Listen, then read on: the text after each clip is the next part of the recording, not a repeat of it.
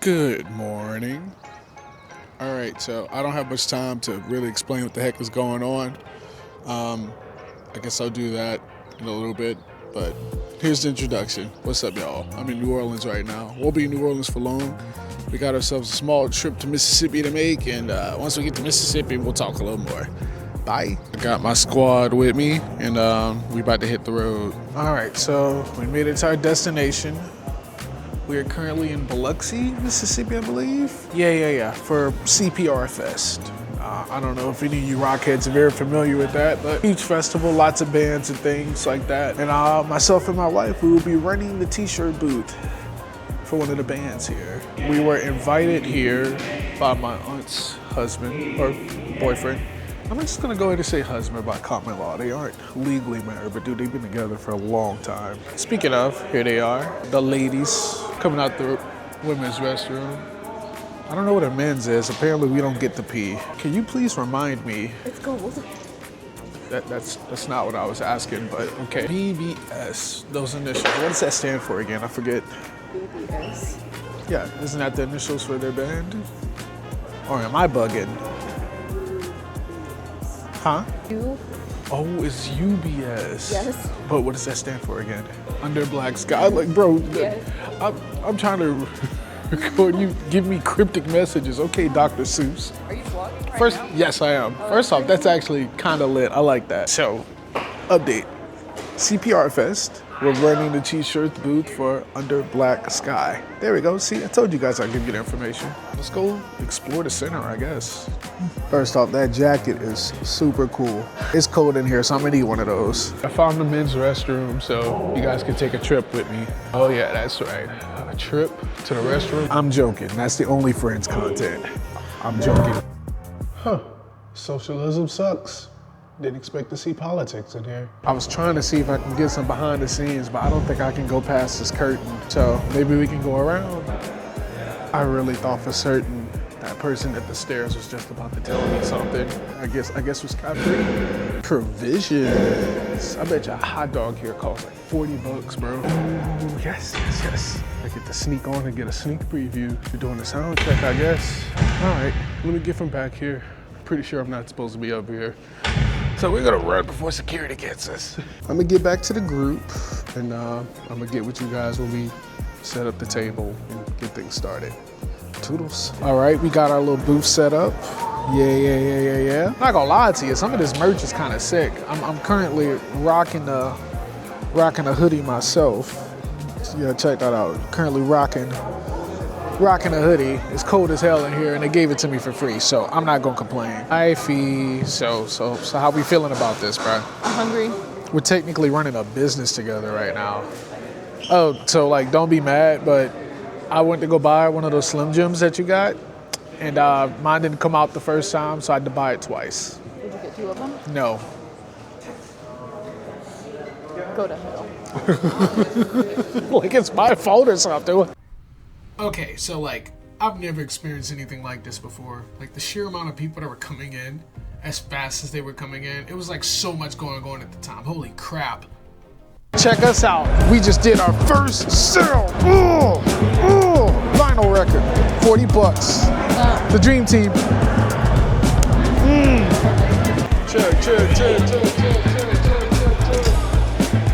That comes out to be 25 even. Glad you guys enjoyed the show. Have a good one. What can I do for you? This is a large on me. So large, got it. Give it a tap when you're ready. It is pure insanity over here right now. I caught me some more merch. Trying to look good for the camera. Trying to look good so we can sell the product. Where your hat at, girl? You need to accessorize yourself.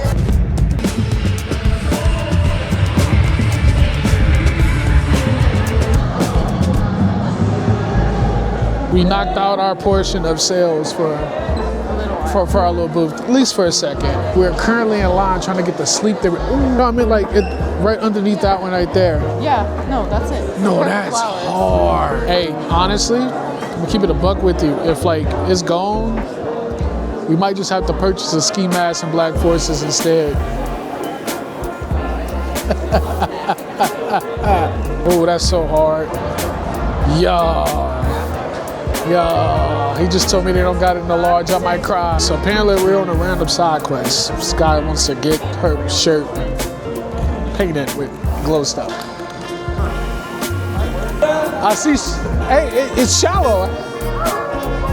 Moment of truth. Now you can't put a jacket on. Have another shirt. Fair. I think it's the very last door that opens. All right, y'all. It's the moment we have been waiting for. It's the moment we've been waiting for. Sleep Theory.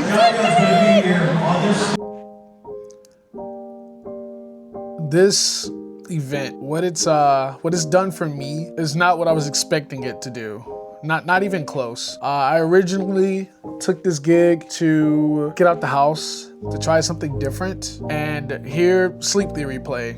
That was the only goals. And I got something a lot more than what I thought I would get. So by the time we made it to the floor to see the concert, there was a band called Ashes to New playing. And I really liked their sound, but before they did one of the songs, the lead singer, which, God, I don't know his name. I just started listening to the music, so I'm really unfamiliar with the band themselves, but I love their sound. Anyway, he was talking about how the song that they were about to play has been the #1 song in America for the last week. And to me, that doesn't sound like much of anything because, I mean, that's what happens in music. You drop a good song and I mean, sometimes everyone loves it. But what stood out to me was the fact that he said this was their first #1 hit in 10 years. They've been at this for 10 years. And even Sky, my wife, said that she saw them about 3 years ago in concert. And there was so much about them at the time that wasn't completely polished. She said they almost sound like a brand new band that night when she heard them play. So 10 years. By the time Sky had seen them, it had already been 7 years. And she said even at the 7-year mark, they weren't as polished as they could be, but they were at the point now where they were, opening for a band on stage. I believe they were opening for 3 Days Grace. Someone is gonna correct me that went to that concert. But anyway, and now here they are. They're right before Sleep Theory, and Sleep Theory is right before Stained. Stained has been around for a long time, so I mean anybody that knows rock, you know who Stained is, or at least heard a song by them. Pretty old band. Everyone has heard their music at some point. But anyway, when he said that, there was a lot of conviction in his voice, and he got to talking about very familiar elements that, I mean, as of right now, I can relate to, and I'm sure many other people can relate to. He was speaking on how people doubted him, how they told him that there's no way he's gonna make it big, there's no way that he'll ever see the big stage, and like just pounding him with negativity about how this would never work and how he was incapable of doing it. And as I'm hearing him talk, it had me reflecting on these last few years, man. Unbeknownst to you guys, I have not stopped doing photography and videography work. I've been mainly on the content management side of things. I've helped a couple of local businesses with managing their social media and things of that nature, trying to get down to learning the algorithm so I can myself also push my content and make it better in the future. So I never really stopped with the content side of things, but my vision for what I wanted for my own content had gotten blurred a lot. I convinced myself that what I was putting out wasn't good enough, that what I was putting out wasn't reaching the audiences that I wanted it to reach. I wasn't so much looking for instant gratification or 1 million followers overnight, but I also didn't really understand where my place was with what I was making, or if I even believed in my vision myself, which is somewhere you don't want to be as a creator. Not at all. After they played, Sleep Theory came up, and I instantly thought back to the first time I ever heard of Sleep Theory. It was on TikTok. It was a 17-second snippet of a song called Another Way, which is, I'd probably say, my top 2 favorite Sleep Theory songs. And I remember listening to this and I was like, this is different. This is special. And they kind of just took off from there. And that was 3 years prior to the event on Saturday. So within 3 years' time, they went from a band that hardly anybody knew about to being the band that opened up for Stain. That is huge. And I remember asking myself in the middle of this concert, what does it take to get to that point? How do you go from being unknown to opening for an established, well-known band in 3 years.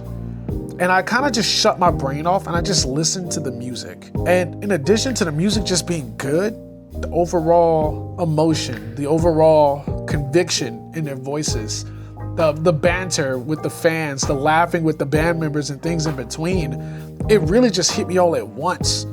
They genuinely love what they are doing. And in addition to loving it, they're damn good at it. And I mean, just seeing that in person, then seeing the crowd, the crowd was mixed. There was quite a few people that never even heard of the band before. And there were people who also, were avid fans of the band. And by the time it was all said and done, I saw a bunch of people who never knew who Sleep Theory was become new fans. And I saw non-believers get turned into believers of the band.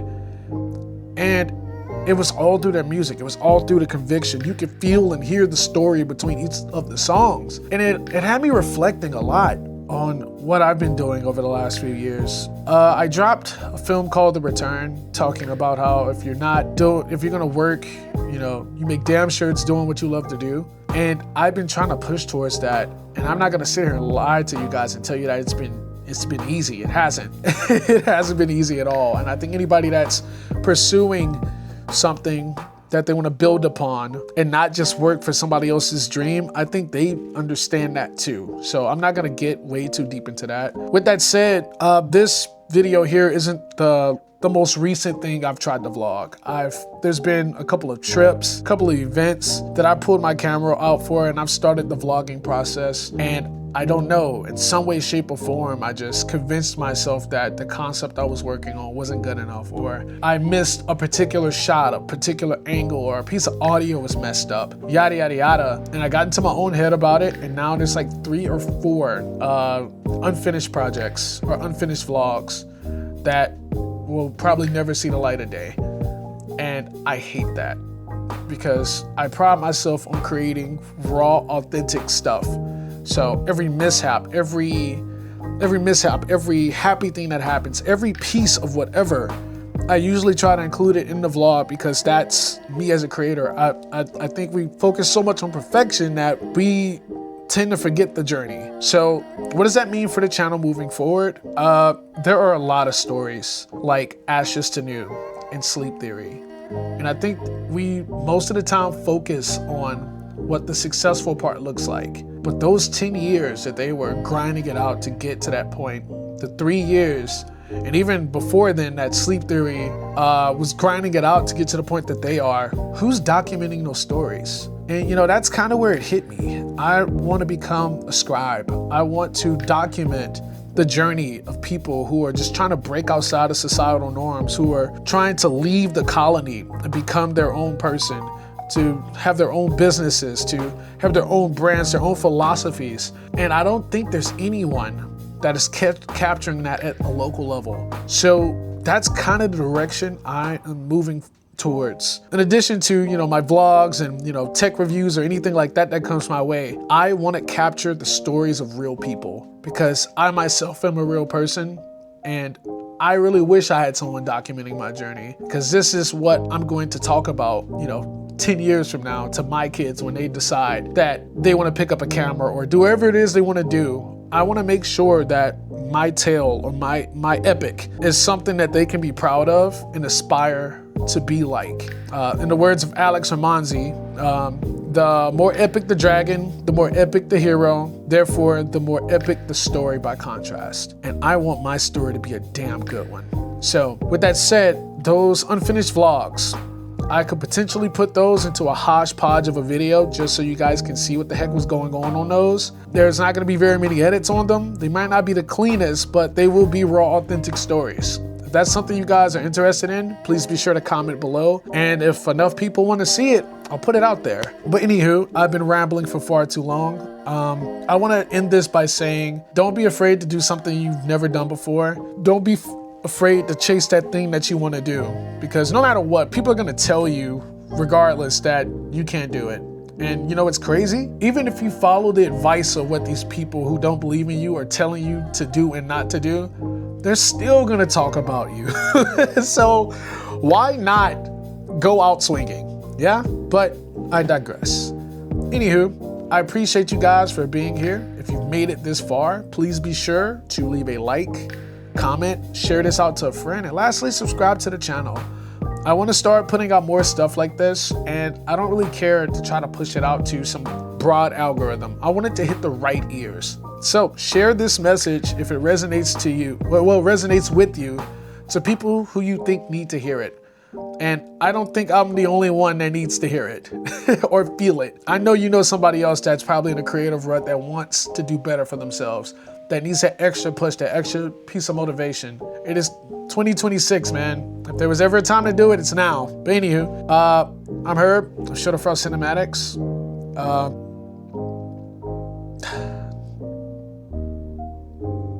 I'm sorry, yeah. Don't do anything I wouldn't do, and I don't do much. I'm gonna catch you guys on the next one. Peace.